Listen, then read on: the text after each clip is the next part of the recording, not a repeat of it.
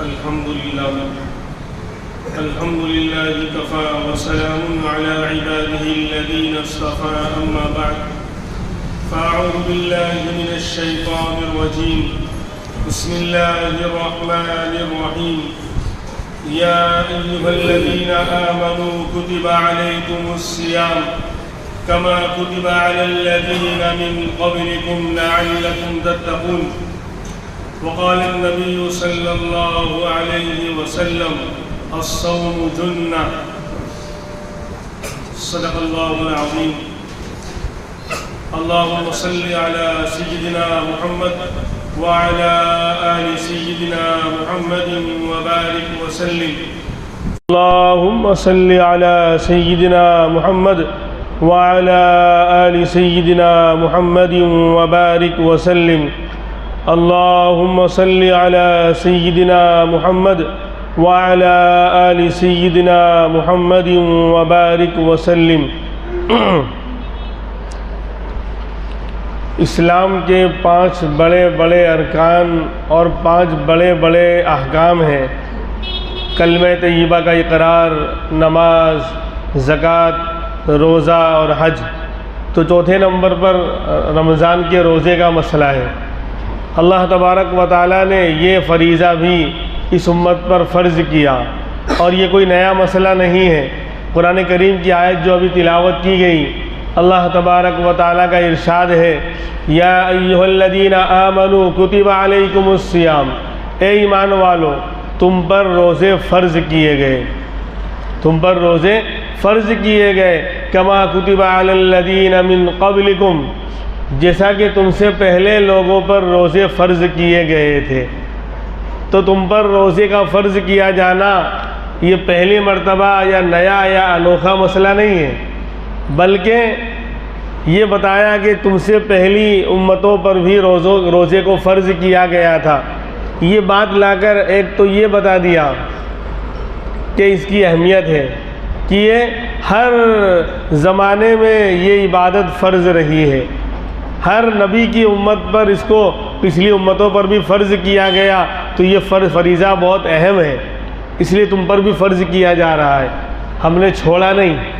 तो एक तो अहमियत को बता दिया, दूसरा ये दिलजोई कर दी ईमान वालों की कि कहीं तुम रोज़े को मशक्क़त की चीज़ समझ लो। मशक्क़त तो है, बहरहाल कुर्बानी तो है कि सुबह से शाम तक आदमी जो है भूखा प्यासा रहता है, गर्मियों में प्यास की शिद्दत को बर्दाश्त करता है अल्लाह के लिए, तो ये मशक्क़त की चीज़ है। लेकिन जब ये कह दिया कि ये मशक्क़त सिर्फ़ तुम अकेले पर ही लाजिम नहीं की गई, तुमसे पहली उम्मतों पर भी इसको लाजिम किया गया था, फ़र्ज़ किया गया था, तो मशक्क़त जब आम हो जाती है, हर कोई उसमें मुब्तला होता है, तो वो मुसीबत जो है आसान हो जाती है। जब बला या मशक्क़त जो है आम हो जाए कि हर कोई उसमें मुब्तला हो, तो फिर उसको झेलना और बर्दाश्त करना आसान हो जाता है। इसलिए कहा कि रोज़ा है तो मशक्क़त की चीज़, लेकिन तुमसे पहली उम्मतों पर भी इसको फ़र्ज़ किया गया। मतलब ये है कि उन लोगों ने बर्दाश्त किया तो तुम भी बर्दाश्त करो, तुम भी इसको जो है अदा करो। तीसरी बात ये मालूम हुई कि ये कोई अनोखी और निराली इबादत नहीं है, और तुम कहीं ये न समझने लग जाओ कि कैसे होगा, अरे पिछली उम्मतों ने इसको अदा किया लिहाजा तुम्हें भी अदा करना है। और अल्लाह तबारक व तआला की कुदरत की ये बात है कि अल्लाह तबारक व तआला ने हमें और सबको पैदा किया, अल्लाह ही ने इंसानों को पैदा किया, अल्लाह ही ने सर्दी गर्मी बारिश सारे मौसमों को पैदा किया।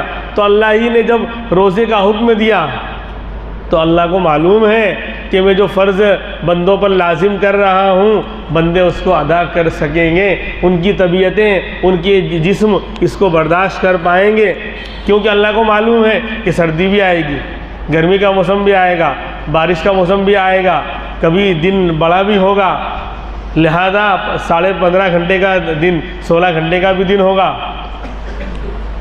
तो अब कोई ये कहे कि नहीं रोज़ा चलता नहीं है, तो उसने गोया अल्लाह की कुदरत पर एतराज़ किया है। मतलब अल्लाह मियाँ को मालूम नहीं था, अल्लाह ने ऐसा फरीज़ा लोगों पर लाजिम कर दिया कि अल्लाह को मालूम नहीं था, ये बंदों को चलने वाला था ही नहीं, बंदे इसको बर्दाश्त ही नहीं कर पाएंगे, फिर भी अल्लाह ने लाजिम कर दिया क्योंकि अल्लाह को पता ही नहीं है। ना अल्लाह ने इंसानों को पैदा किया, ना अल्लाह ने मौसमों को पैदा किया। इसलिए ये बात ज़हन से निकाल दें, बल्कि बाज़ जुमले कुफ्र तक पहुँचाने वाले बन जाते हैं। लिहाजा ये बात बिल्कुल गलत है कि रोज़ा बंदा रख नहीं सकता या चलता नहीं या मैं बर्दाश्त नहीं कर सकता। या कोई बीमारी है, कोई मसला है, वो अलग है, लेकिन अल्लाह तबारक व तआला ने सारी तबीयतों को पैदा किया, सारे मौसमों को पैदा किया, उसके बाद फिर जो है फ़र्ज़ रोज़े को किया है, तो अल्लाह जानते हैं कि बंदा इसको अदा कर सकता है। और यही लोग जो लोग कहते हैं रोज़ा चलता नहीं है, जब बीमार होते हैं और डॉक्टर साहब कहते हैं कि 3 दिन फला चीज़ से परहेज़ करना है, तो 3 दिन क्या 4 दिन बल्कि 5 दिन तक भी इस्तेमाल नहीं करेगा, क्योंकि डॉक्टर तो खुदा है ना, उसकी बातों पर इतना ज़्यादा यकीन, लेकिन अल्लाह के हुक्म पर यकीन नहीं। हालांकि वो खुद मोहताज है, जो इलाज कर रहा था डॉक्टर, वो मरीज़ से पहले ही कब्रिस्तान पहुंच गया।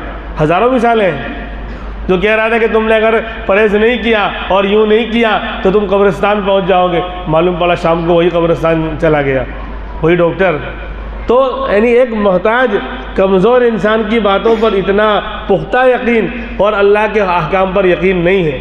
बहरहाल दूसरी बात कि रोज़ा फ़र्ज़ किया गया, तो रोज़े के फ़र्ज़ किए जाने का मकसद क्या, क्यों फ़र्ज़ किया गया? फरमाया लअल्लकुम तत्तकून, ताकि तुम मुत्तकी बन जाओ, परहेज़गार बन जाओ, नेक बन जाओ। क्यों? अल्लाह तबारक व तआला ने इंसान के अंदर गुनाह की क़ुव्वतें और गुनाह की ताकतें रखी हैं। क़ुव्वत शहवानिया भी हैं, क़ुव्वत ग़ज़बिया भी हैं। क़ुव्वत ग़ज़बिया का मतलब कि इंसान को गुस्सा आता है और गुस्से में बहुत से कत्ल गारत गिरी और जुल्म सितम करना, बहुत से ऐसे गुनाह कर डालता है। और क़ुव्वत शहवानिया भी रखी है, ख्वाहिशात वाली ताकत। तो ख्वाहिशात जब उभरती हैं तो गलत तरीके पर इंसान गुनाह करने वाला बन जाता है। तो ये दोनों क़ुव्वतें, क़ुव्वत शहवानिया और क़ुव्वत ग़ज़बिया, गुनाह की दोनों ताकतें इंसान के अंदर अल्लाह ने रखी हैं, और इन दोनों का इलाज भूखा रहने में है। जब बंदा भूखा रहता है तो फिर हरी हरी नहीं सोचती। जब पेट भरा होता है तो फिर क्या कहते हैं, सारी उमंगें अंगड़ाइयाँ लेती हैं, सारी ख्वाहिशातें जन्म लेती हैं, फिर गुनाह की तरफ जहन जाता है। लेकिन जब कहते हैं ना वो मक़ौला है कि आते कुल अल्लाह पढ़ रही हो और भूख लगी हो, तो फिर कुछ और नज़र नहीं आता। तो भूखा रहने से वो दोनों ताकतें टूटती हैं। इसीलिए तो हदीस पाक है, निकाह के बारे में नौजवानों को आपने हुक्म दिया, या माशर शबाब मन इस्तताअ मिनकुमुल बाअत फल्यतज़व्वज फ़इन्नहु अग़द्दु लिलबसर व अहसनु लिलफ़रज। ए नौजवानों की जमात, जो तुम में से निकाह की ताकत रखता है वो निकाह कर ले। यानी मतलब अंदरूनी ताकत भी है, ख्वाहिशात भी बराबर है और इंतज़ाम भी हो गया निकाह का, तो निकाह कर ले। क्यों? ये निकाह को नीची करने का ज़रिया है, तो ये शर्मगाह की हिफाजत का ज़रिया है। लेकिन अगर ताकत नहीं है, यानी इंतज़ाम नहीं हो पा रहा है निकाह का, तो फरमाया फ़अलैहि बिस्सौम। अब ख्वाहिशात हैं और इंतज़ाम नहीं है शादी का, आगे कोई रिश्ता नहीं है और आगे कोई इंतज़ाम नहीं है, तो और ख्वाहिशात हैं कि गुनाह में न चला जावे, ख्वाहिशात का गलत इस्तेमाल न हो जावे, वो क़ुव्वत शहवानिया जोश मार रही है, गुनाह की ताकत अंदर जोश मार रही है, जवानी का जोश है, तो फरमाया फ़अलैहि बिस्सौम। अगर निकाह का इंतज़ाम नहीं हो पा रहा है फौरी तौर पर, तो रोज़ा रखे। क्यों? फ़इन्नहु लहू विजाउन। रोज़ा जो है वो ख्वाहिशात को तोड़ने का हथौड़ा है। जिस हथौड़े से चीज़ें तोड़ी जाती हैं, तो ऐसे ही ख्वाहिशात क़ुव्वत शहवानिया और गुनाहों को तोड़ने की का हथौड़ा जो है वो ये रोज़ा है। जब बंदा भूखा रहेगा तो अल्लाह याद आएगा। लेकिन रोज़ा हो, हमारा वाला रोज़ा नहीं कि सहरी में इतना भर लिया कि असर तक तो डकारे पता नहीं कौन कौन से अलार्म बज रहे हैं, और असर बाद थोड़ा टाइम, थोड़ा सुकून मिला, माहौल ठंडा हुआ तो इफ्तार का वक्त हो गया। तो सहरी में इतना भर लिया कि शाम तक भूखा रहना है, शाम तक भूखा रहना है, इतना भर लिया कि असर तक डकारी नहीं ख़त्म हो रही है। और फिर जब मगरिब में इफ्तार हुआ तो कहा कि सुबह से भूखा हूँ, तो ऐसा जम के खाया कि दोनों को मिलाया जावे तो आम दिनों में 2 दिन में भी इतना नहीं खाएगा जितना एक दिन के अंदर खा रहा है। तो ये रोज़ा नहीं, ये तो सिर्फ खाने का टाइम चेंज हुआ है, बल्कि खाने की लिमिट बढ़ गई, मिकदार बढ़ गई। इससे कोई फ़ायदा नहीं होगा, आपका फ़र्ज़ अदा हो जाएगा। लेकिन रोज़े का जो मकसद है लअल्लकुम तत्तकून, ताकि तुम मुत्तकी बन जाओ, अंदर की गुनाहों की ताकतें, शहवतें टूटें, इन पर हथौड़ा चले। ये कब चलेगा? जब रोज़ा सही तरीके से हमारा चलेगा। और रोज़ा सही तरीके से कब चलेगा? जब सहरी में लिमिट में खाना पीना चलेगा, कि इतना लाइट सहरी करे कि दिन में भूख का एहसास हो, दिन के अंदर भूख का एहसास हो। बहुत सारी बीमारियां जिस्मानी और रूहानी सही तरीके पर रोज़ा रखने से ख़त्म होती हैं। और ये बात बिल्कुल गलत है, ये बात बिल्कुल गलत है कि कम खाने से रोज़ा लगता है, कि कम खाएंगे तो फिर रोज़ा लगेगा। बिल्कुल नहीं लगेगा, बल्कि ज़्यादा खा लो, यहाँ तक भर लो, और सही तरीके से रोज़ा, अगर रोज़े के हुकूक को अदा नहीं किया, गुनाहों में लगे रहे, गलत चीज़ों में लगे रहे, तो रोज़ा लगेगा। कम खाने से नहीं लगता। अल्लाह वाले तो एक चाय का प्याला या एक कप चाय पी ली और शाम तक, इफ्तार तक कुछ नहीं खाते और कुछ नहीं होता। तो लअल्लकुम तत्तकून, रोज़े का मकसद है नेकी और तकवा पैदा करना। और फिर ये जिस्मानी इलाज भी है। पूरे साल मशीन चल करी है, पूरे साल ये मैदा जो है काम करता रहा है 24 घंटे। जब देखो जब तो कहा कम से कम 11 महीने के बाद 1 महीना तो रोटेशन चेंज कर, खाना पीना छोड़ने को नहीं कहा गया। कम खा और दिन में कम से कम भूखा तो रहे, ताकि इसको भी आराम मिले। दुनिया की हर फील्ड में हर मशीन को आराम करने के लिए छुट्टी का वक्त आता है, वरना वो निज़ाम नहीं चलता।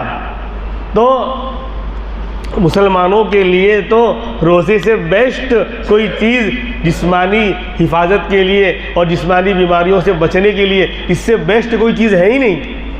अल्लाह हमें सही तरीके पर रोज़ा रखने की तौफीक अता फरमाए। तो मकसद है नेकी और तकवा, लअल्लकुम तत्तकून। अल्लाह को भूखा रखना मकसद नहीं है।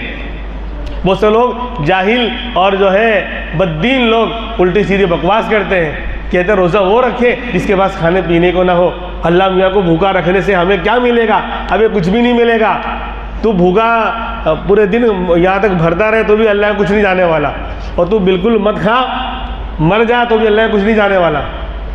इसलिए ये बात गलत है। लअल्लकुम तत्तकून रोज़े का मकसद है। बहरहाल अब फजीलत क्या है? तो फरमाया अस्सौम जुन्ना, रोज़ा ढाल है। रोज़ा क्या है? ढाल है। जंग के मैदान में जब दुश्मन हमला कर रहा हो, उसके हमले को, उसके तलवार के वार को रोकने के लिए ढाल इस्तेमाल की जाती है, ताकि उसके हमले से बचा जाए, अपने आप को सेफ किया जाए। ठीक इसी तरीके से जब बंदा रोज़ा रखता है तो ये रोज़ा ढाल बन जाएगा, दुनिया में गुनाहों से ढाल बन जाएगा।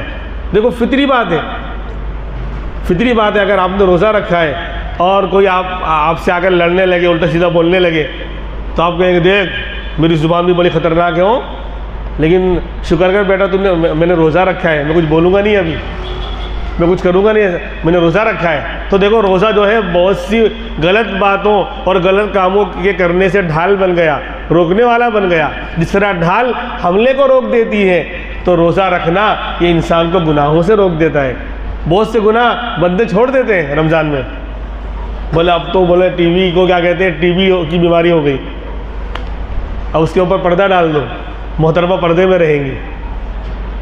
यानी बहुत सारे गुनाह जो आम दिनों में इंसान करता है, लेकिन जब रमज़ान शुरू होता है तो वो बहुत से गुनाह ऑटोमेटिक छोड़ देता है, तो रोज़ा ढाल बन जाता है गुनाहों से। तो रोज़ा ढाल है दुनिया में गुनाहों से, और आलम कब्र में जब जाएंगे तो कब्र के अज़ाब से ढाल बन जाएगा।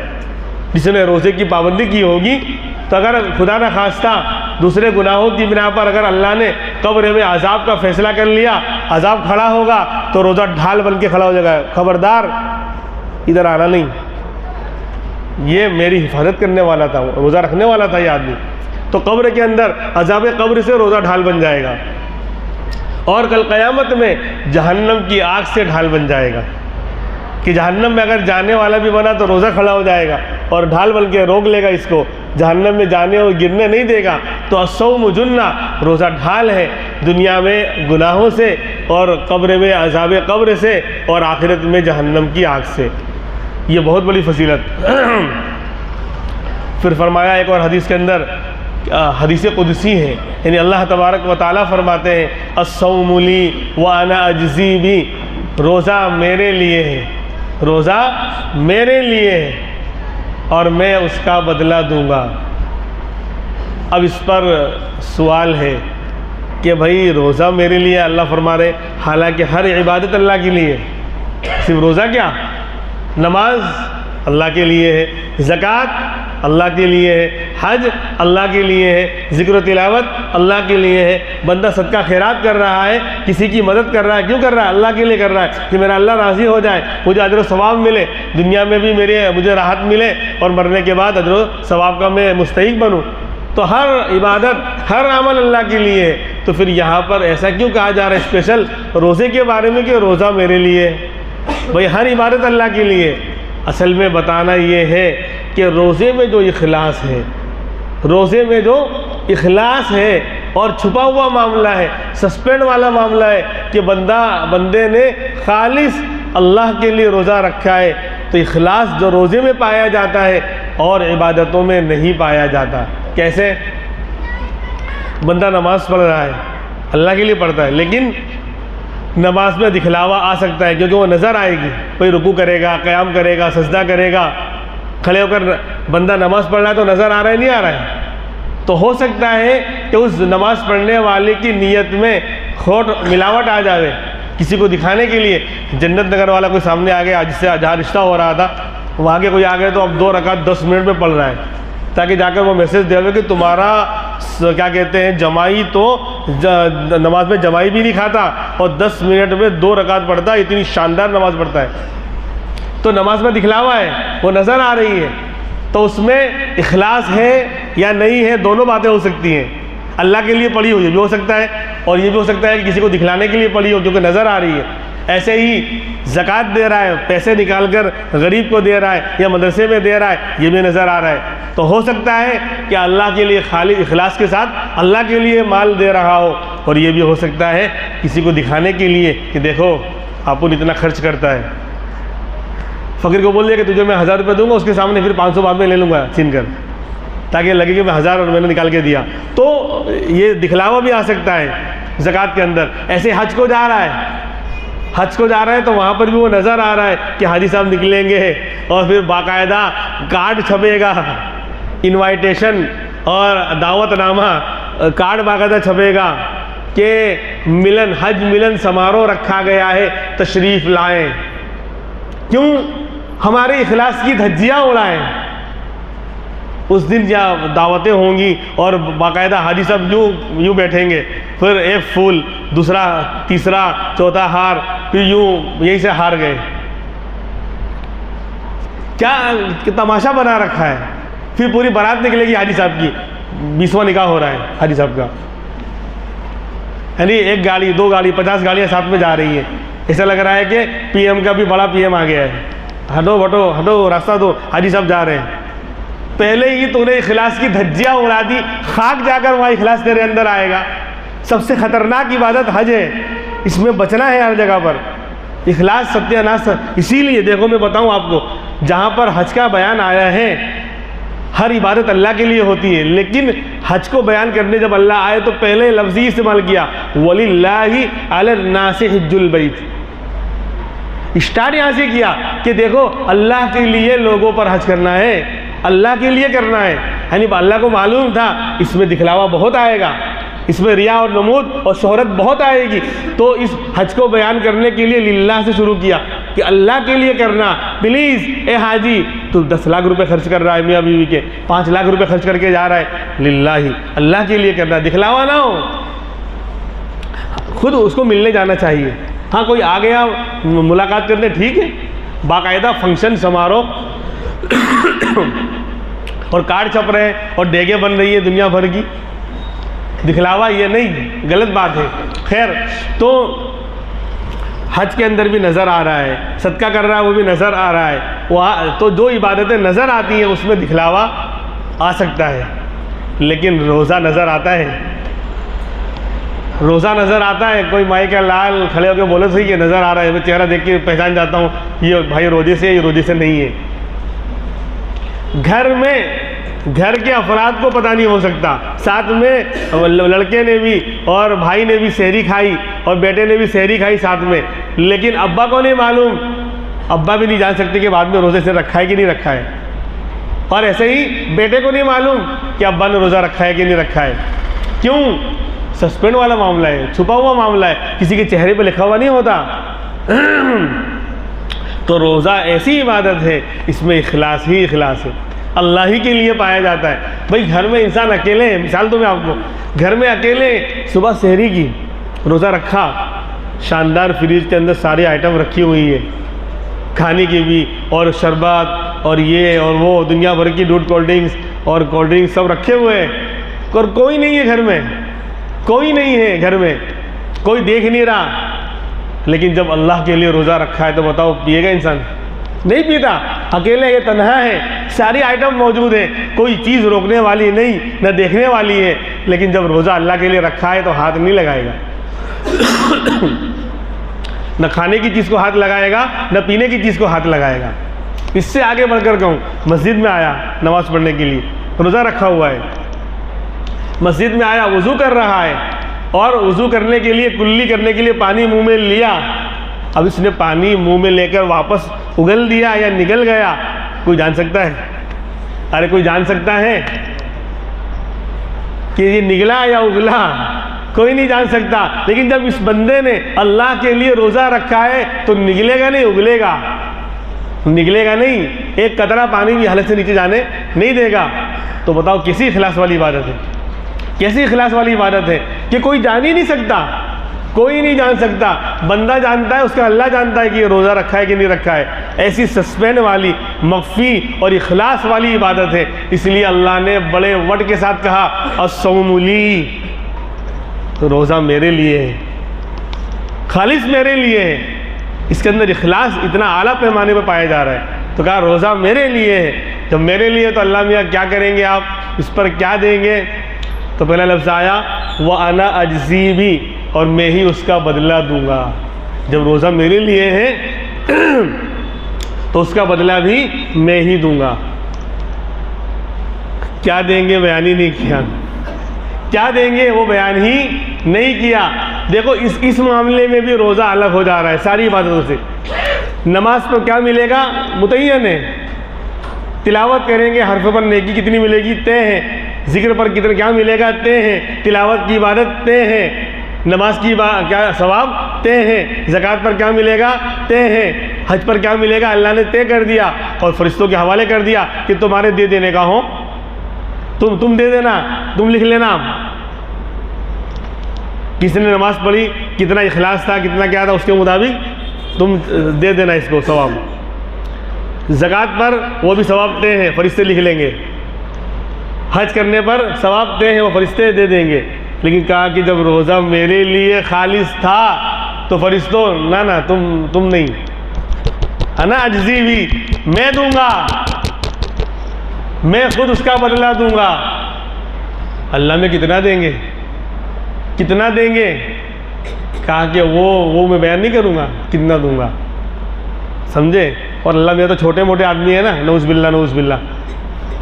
इस पर मैं मिसाल देता हूँ कि इलाके का कॉरपोरेटर है, उसने कहा कि भाई मेरा ये काम कर दो, मैं आपको इनाम दूंगा। तो आदमी 2-5 हज़ार की तो उम्मीद रखेगा ही, 5-10 हज़ार तो बोले मिल जाएंगे, कॉरपोरेटर है। एमएलए ने कहा कि भाई मेरा ये काम कर दे, मैं तुझे इनाम दूंगा। तो आप जो है 10-20 की उम्मीद रखेगा बंदा, कितना 10-20 हज़ार तो मिल जाएगा। एमपी ने कहा, मेंबर ऑफ पार्लियामेंट ने कह दिया कि भाई मेरा ये काम कर दे, मैं तुझे इनाम दूंगा। तो आप 50 से लाख की उम्मीद रखेगा। और सीएम ने कह दिया कि भाई तू मेरा ये काम कर दे, मैं तुझे इनाम दूंगा। तो अब 1 से 5 लाख की उम्मीद कम से कम रखेगा बंदा, कितना तो मिल जाएगा। और पीएम ने कह दिया कि भाई मेरा ये काम कर दे, हर पीएम की बात नहीं हो, मतलब 15 लाख आई नहीं अभी तक, हर पीएम की बात नहीं है। तो पीएम ने ये कहा भाई मेरा ये काम कर दे, जो वाकई देना जानता है, खाली वादे नहीं करता। तो उस पीएम ने कहा कि मेरा ये काम कर दे, मैं तुझे जो इनाम दूंगा तो 10 से 20 लाख की बंदा उम्मीद रखेगा, इतना तो वो दे ही देगा, 50 लाख की उम्मीद रखेगा। लेकिन उस रब का क्या कहना जो सारे ख़जानों का मालिक है, हाँ रब्बुल आलमीन है, सारे जहाँ का पालनहार है। कुल्लु शैइन बियदी, हर शे उसके कब्ज़े में है, हर ख़जानों का वो मालिक। आलिमुल गैबि व शहादा व इंदहु खज़ाइनुल गैब, उसके यहाँ सारे गैब के ख़जाने, सारा यानी समंदर जो है भरा हुआ हो और पूरी दुनिया मांगे, अपने दिल खोल कर मांगे और अल्लाह सबको दे दे तो भी उसके ख़जाने में उतनी कमी नहीं आएगी। जो सुई को समंदर में डुबाओ तो उसके ऊपर एक कतरा मामूली सा आता है, तो उसके ख़जाने बेशुमार, सारे ख़जानों का मालिक, बेइंतहा ख़जानों का मालिक अल्लाह रब्बुल इज़्ज़त कह रहा है कि रोज़े का बदला मैं दूंगा। जब अल्लाह देने पर आएंगे तो हम और आप अंदाज़ा नहीं लगा सकते, सारे कंप्यूटर फेल हो जाएंगे। इसलिए इस बात पर तो हमें सबको नियत करनी चाहिए कि इंशाअल्लाह अल्लाह के इस फरीज़े को एहतमाम के साथ इंशाअल्लाह अदा करेंगे। ये बहाने छोड़ें मेरे भाइयों, जिस्मानी, रूहानी, दीनी, दुनियावी हर तरह के फ़वाइद और समरात और मुनाफ़े छुपे हुए रोज़े के अंदर। मामूली बहाने पर जो लोग छोड़ देते हैं तो उनकी जिस्मानी और रूहानी हर तरह की प्रॉब्लम और परेशानियां बढ़ जाती हैं। खैर, तो रोज़ा मेरे लिए और मैं उसका बदला दूंगा। और एक किरात में यहाँ पर वाना उज्जा बिही का लफ्ज़ आया है, अब तर्जुमा बदल गया, फरमाया रोज़ा मेरे लिए है और मैं खुद उसका बदला हूँ। रोज़ा मेरे लिए है और मैं खुद उसका बदला हूँ, यानी रोज़े के बदले में मैं अपने आप को दे रहा हूँ। और इबादतों में तो अजर सवाब मिलेगा, नेकियां मिलेगी, रोज़े के बदले में अल्लाह तबारक व तआला की ज़ात ही हमें मिलने वाली है, बादशाह ही मिलने वाला है। कितनी बड़ी इबादत है। मिसाल से एक बात समझ में आती है। एक बादशाह था, उसकी बहुत सारी बांदियाँ और कनीज़ें थीं, सब खूबसूरत थीं। उसमें एक जो थी काली कलोटी कल्लो, बादशाह उस पर ज़्यादा लट्टू होता था, उससे ज़्यादा मोहब्बत करता था। जो काली कलोटी थी, खूबसूरत भी नहीं थी। तब दूसरी कनीज़ों को, दूसरी बीवियों को एतराज़ हुआ कि बादशाह जो है हमारी तरफ ज़्यादा तवज्जो नहीं देता, उसी कल्लों पर मरा जा रहा है। तो बादशाह समझ गया कि ये लोग मेरी कल्लों से जलती हैं, इनको हसद पैदा हो रहा है। तो बादशाह ने कहा कि यानी सारी बातें सामने आ जाए कि मैं इससे मोहब्बत ज़्यादा क्यों करता हूँ, इनमें और उन तमाम में फ़र्क क्या है। उसके लिए बादशाह ने एक दिन सबको जमा करके ऐलान किया। क्या शाही ऐलान है, जो मांगेगा उसको वो दिया जाएगा। दिल खोलकर आज मांगो, जो कुछ भी मांगेगा उसको वो दिया जाएगा। कहा कि सही बात है, बोल बिल्कुल सही बात है, बादशाह का ऐलान। तो अब दूसरी बीवियों ने, कनीज़ों ने, किसी ने 56 करोड़ की चौथाई मांगी, किसी ने कुछ मांगा, किसी ने हीरे जवाहिरात, किसी ने खजाने, फुला सब ने मांग लिया। अब कल्लो का नंबर आया, कल्लो बैठी हुई कुछ बोल ही नहीं रही है। तो बादशाह ने कहा तू भी मांग, आज तो शाही ऐलान है, जो मांगोगे दिया जाएगा, तो तू भी मांग, तू क्यों बैठी है। कहा आप सही कह रहे हैं, आप देंगे जो मांगेंगे। बोले हाँ बिल्कुल मिलेगा। उसने बादशाह के ऊपर हाथ रख दिया, उसने बादशाह के ऊपर हाथ रख दिया कि मुझे आप चाहिए। तो बादशाह ने कहा देखो ये फ़र्क है इसमें और तुम में। भाई जिसको बादशाह मिल गया, सारे ख़जाने उसके हैं, सारी नेमतें उसकी हैं, सारे महल और सारे मकानात सब उसके हैं। तो जिसको रोज़े के बदले में अल्लाह मिल गया, अल्लाह की ज़ात मिल गई, जन्नत भी उसकी, दुनिया की सारी नेमतें उसकी, अल्लाह सब कुछ का मालिक है। जब अल्लाह ही मिल गया तो सारे ख़जाने और सारी जन्नत की नेमतें उसकी हो गई नहीं हो गई। तो फरमाया अस्सौमुली व अना उज्जा भी, रोज़ा मेरे लिए है और मैं खुद उसका बदला हूँ। अब रोज़ा किसको कहते हैं, रोज़ा किसको कहते हैं। तो सौम, अरबी में सौम का लफ्ज़ आता है, जिसको हम तर्जुमा रोज़े का करते हैं। सौम के लुग़वी माना रुकने के आते हैं, रुकना, रुक जाना। और शरीयत की इस्तिलाह में रोज़ा कहलाते हैं अल-इम्साकु अनिल अक्ली वश्शुरबी वल जिमाई फ़ी वक्तिन मख़सूस बिनियतिन मख़सूसा। खाने पीने और ख्वाहिशात से रुक जाना, खाने पीने और अपनी ख्वाहिशात को पूरा करने से रुक जाना मखसूस वक्त में मखसूस नियत के साथ। 3 चीज़ें हैं, 3 चीज़ों से रुकना। 1 नंबर 2 मखसूस वक्त में रुकना और नंबर 3 मखसूस नियत के साथ रुकना। ये तीनों बातें पाई जाएंगी तो रोज़ा रोज़ा कहलाएगा। खाने पीने और बीवी से ख्वाहिश पूरा करने से रुक जाना 1, और मखसूस वक्त में रुकना, सुबह सादिक से लेकर गुरूब आफ्ताब तक ये जो पीरियड है तब इसके अंदर रुक जाना। अगर बंदा इसके अंदर नहीं रुका, ये पीरियड सुबह सादिक से लेकर मिसाल के तौर पर गुरूब आफ्ताब तक का वक्त 12 घंटे का है सर्दी में, मिसाल के तौर पर उसमें नहीं रुका एक बंदा, वो कहता है नहीं मैं सुबह 8 बजे से रुकूंगा, 8 बजे से लेकर 10 बजे इफ्तार करूंगा रात को 14 घंटा। बोले अभी तो सर्दी में दिन 12 घंटे का है लेकिन मैं 2 घंटा बढ़ा दे रहा हूँ, लेकिन शर्त ये है कि सुबह में अपनी आँख नहीं खुलती 8 बजे से, 8 बजे से मैं इफ्तार यानी सहरी खाकर जो है रुक जाऊँगा और 10 बजे रात को इफ्तार करूँगा। 8 से 8 12 और 2 14 घंटे रुकूँगा। तुम तो 12 घंटे रुक रहे हो सुबह सादिक से गुरूब आफ्ताब तक, उसका रोज़ा नहीं होगा। चाहे 14 क्या 15 घंटा रुका रहे, 16 घंटा रुका रहे, अरे पूरी रात नहीं खाए, अगला दिन सुबह भी हो गई तो भी रोज़ा नहीं होगा उसका क्योंकि जो मखसूस वक्त था उसमें नहीं रुका। तो सुबह सादिक से लेकर गुरूब आफ्ताब तक रुकने का नाम रोज़ा है, खाने पीने और ख्वाहिशात से। इसमें एहतियात करना चाहिए, इसीलिए सहरी के मामले में एहतियात है और नमाज के मामले में भी एहतियात है। सहरी में एहतियात ये कि पहले ख़त्म कर दे थोड़ा, इसीलिए अगर 5:30 का टाइम है तो 10 मिनट पहले ही जो है 5:20 पर ही ये हुक्म दिया जाता है कि भाई खाना पीना रोक दे। और नमाज का मसला कि 5:30 को सुबह सादिक हो रही है तो फ़ौरन अज़ान न दे देवे, यहाँ एहतियात ये है कि 5 मिनट इंतज़ार कर ले, अच्छी यानी ताकि शक शुबा ना रहे। शक शुबा कभी घड़ी आगे पीछे हो सकती है, कभी जो है नापने में और गिनने में गलती हो सकती है, इसलिए एहतियातन 10 मिनट पहले ख़त्म कर देवे सहरी और अज़ान जो है वो 5 मिनट के बाद देवे। तो मतलब ये निकला जो हमारे यहाँ सिस्टम चल रहा है एहतियात की बिना पर, बहुत से लोग भी फतवे देने लगते हैं। फतवा देना तो आओ दूसरे मैदान में, उसका भी जवाब दिया जाएगा। वो कबड्डी के मैदान में आओ फिर बताएंगे हम। खामखा यानी आवाम को परेशान करते हैं। बोले जब 5:20 पे सहरी ख़त्म हो गई तो 5:25 पे अजान हो जानी चाहिए। नहीं होनी चाहिए, बिल्कुल नहीं होनी चाहिए। एहतियातन 10 मिनट कहा गया है, वरना अगर ये ना कहो, अगर 10 मिनट एहतियात का नहीं बोलोगे और कहो कि 5:30 को ही ख़त्म करेंगे तो बहुत से लोग 5:30 को उठेंगे ही।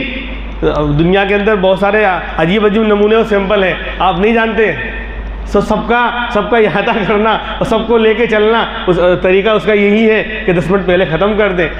अरे कभी 19-20 1 मिनट ऊपर हो गया कोई मसला नहीं है, लेकिन मामूल न बनावे, 10 मिनट पहले ख़त्म करें सुकून के साथ। वरना अगर ये हद नहीं मानी जाएगी तो क्या करेंगे मालूम है, 5:30 से भी आगे जाएंगे और सत्यानाश करेंगे।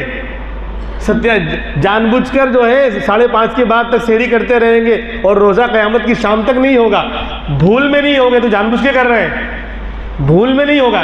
एक आदमी को शक था, यानी ये था कि 5 जो है 35 को सहरी का वक्त ख़त्म होगा, उसको ऐसा था उसके गुमान के मुताबिक, लेकिन 5:30 को ही ख़त्म हो रहा है। उसने 35 तक खाया, हालांकि 5 मिनट पहले ही वक्त ख़त्म हो गया है। बाद में मसला मालूम हुआ, फिर पूछता है मुफ्ती साहब मसला रोज़ा नहीं हुआ और क्या मसला?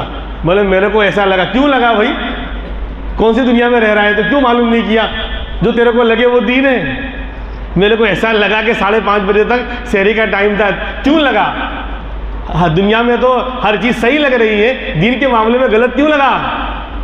क्यों इल्म हासिल नहीं किया? दुनिया भर के सब छपते हैं और हर जगह ऐलान होता है, इसलिए ये बात जहन से निकाल दें। तो 10 मिनट पहले का वक्त इसलिए रखा गया है एहतियातन, और 5:30 को जब वक्त ख़त्म होगा तो 5 मिनट के बाद अजान दी जाएगी, 35 पे अजान होगी, मतलब 20 में 15 मिनट का वक्त रहेगा ऐसा एहतियातन। हाँ, आपको तहज्जुद पढ़ना है, मसला बता दूँ, 20 पर आपने सहरी ख़त्म कर दी, लेकिन तहज्जुद पढ़ना चाहे पढ़ सकते हैं, उसमें वो मसला नहीं है। लेकिन शहरी में क्यों रोज़ा ख़राब ना हो, इसलिए मुफ्तियान किराम ने ये वक्त तय किया है। घड़ी घंटों का तय करना, कभी घड़ियाँ आगे पीछे हो जाती है, मौसम के हिसाब से आगे पीछे हो सकता है। इंसान ने एक अंदाज़ा लगाकर वक्त तय किया है, कोई परफेक्ट तो अल्लाह ही जानते हैं। इंसान अंदाज़ा ही तो लगाएगा कि भाई यहाँ तक सुबह सादिक हो जाती है, यहाँ तक लोग सितारों को देखकर जो है टाइम टेबल तय किया करते थे, तो एक अंदाज़ा उन्होंने लगाया है, उसमें आगे पीछे हो सकता है, इसलिए एहतियात है, इस पर अमल करें। बहरहाल तो मखसूस वक्त में रुकना, मखसूस वक्त में रुकना। अब शाम को गुरूब हो गया, इफ्तार का वक्त आ गया, तो वहाँ पर भी एहतियातन कहते हैं भाई 2-3 मिनट, 3 मिनट। मिसाल के तौर पर 7 बजे का वक्त है अगर गुरूब का, तो कहते हैं 7:03 तक इफ्तार करें, 7:03 तक इफ्तार करें। अजान भी 5 मिनट के बाद दी जाती है एहतियातन, तो 7:03 तक इफ्तार करें, एहतियातन है। लेकिन यहाँ पर भी यही बात है कि बहुत से लोगों को एहतियात का हैज़ा लग जाता है। अब वो एहतियात कितना कर रहे हैं कि 5 मिनट भी ऊपर हो गई, 10 मिनट भी ऊपर हो गए, बोले नहीं रुक जाओ, अभी रुक जा, ऐसा भी एहतियात नहीं। 2-3 मिनट ताकि पूरा शक दूर हो जाए। तो इफ्तार को जल्दी करने का हुक्म इसलिए कहा गया कि बस 3 मिनट से ज़्यादा अब इंतज़ार ना करें। मालूम हो गया कन्फर्म कि 7:03 हो चुके हैं, अब इफ्तार कर लें। अब एहतियात करने की ज़रूरत नहीं है, इफ्तार को जल्दी करने का हुक्म दिया गया है। बहरहाल और बिनियत मखसूसा, तीसरी बात क्या है कि खाने पीने ख्वाहिशात से रुक जाना मखसूस वक्त में और मखसूस नीयत के साथ। हाँ, नीयत के साथ रुकना पड़ेगा। एक आदमी महीने में 3 दिन भूखा रहता है, उसने आदत बना रखी है, डाइट पे है, 3 दिन भूखा रहता है, सुबह से शाम तक कुछ नहीं खाता, तो रोज़ा थोड़ी होगा। कब होगा? जब नियत करेगा। एक आदमी की आदत है 3 दिन महीने में भूखा रहने की, तो आदत इबादत नहीं बनेगी। आदत को इबादत में कन्वर्ट करना है तो उसके लिए नियत करनी पड़ेगी। ये नियत इतनी बड़ी चीज़ है, नियत बहुत बड़ी चीज़ है। नियतुल मोमिन खैरुम मिन अमलिही, मोमिन की नियत उसके अमल से बहुत बड़ी है। मोमिन की नियत उसके अमल से बहुत बड़ी है। अब देखो, ये सुबह से शाम तक भूखा रहता था, लेकिन इसने कहा कि लाओ मैं हर महीने 3 दिन तो भूखा रहता हूँ, डाइट कर रहा हूँ, लाओ उसमें नियत कर लूँ रोज़े की, सुबह सादिक से शाम तक ग्रुप तक भूखा रहूँ और नियत भी कर लूँ कि मैं रोज़ा रखता हूँ। तो अब ये आदत क्या बन जाएगी? इबादत बन जाएगी। अब ये रोज़ा बन जाएगा। तो खाने पीने ख्वाहिशात से रुक जाना, मखसूस वक्त में सुबह सादिक से गुरूब आफ्ताब तक रुक जाना और रोज़े की नियत के साथ रुकना। नियत दिल के इरादे का नाम है, ज़ुबान से कहलवाया जाता है ताकि दिल के साथ ज़ुबान भी शामिल हो जावे, दिल के साथ ज़ुबान भी शामिल हो जावे। हाँ, और नियत करते हैं ना क्या, बिसौम गदिन नवैतु मिन शहरी रमज़ान, आइंदा कल के रोज़े की मैं नियत करता हूँ रमज़ान के इस महीने की, आइंदा कल के। हालांकि फजर के बाद का वक्त है तो भी आइंदा कल ही है वो, टेंशन न लें आप। असल नियत तो जो है पहले करनी चाहिए, यानी सहरी खाकर ही वक्त ख़त्म होने से पहले नियत होनी चाहिए। असल ये है रात में ही नियत हो जाए, यानी सुबह सादिक से पहले पहले।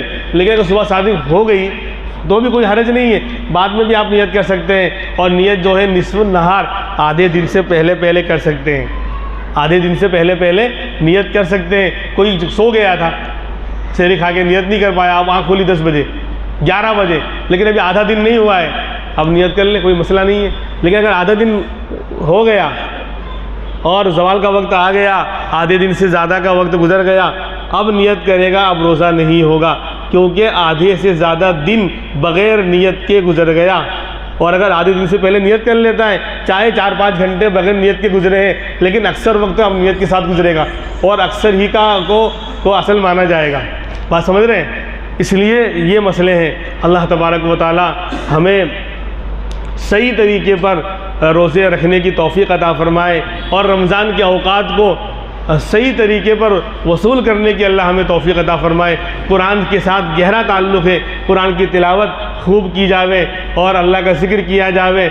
ये तो आम लोगों का रोज़े की तारीफ़ हुई कि आम रोज़ा यही है खाने पीने से रुक जाना, लेकिन ख़ास लोगों का रोज़ा ये है कि खाने पीने ख्वाहिशात से भी रुक जाना और अपने वक्त को नेक कामों में लगाना, अपने वक्त को नेक कामों में लगाना और गुनाहों से बचाना। ये ख़ास लोगों का रोज़ा है। वो खाने पीने और ख्वाहिशात से तो रुकते ही हैं, साथ साथ में गुनाहों से भी रुकते हैं और साथ साथ में अपने वक्त को नेकियों में, ज़िक्र में, तिलावत में लगाते हैं। अल्लाह रब्बुल इज़्ज़त जो बातें कही गई उस पर अमल करने की तौफ़ीक़ अता फ़रमाए। व आखिरु दावाना अनिल हम्दुलिल्लाहि रब्बिल आलमीन।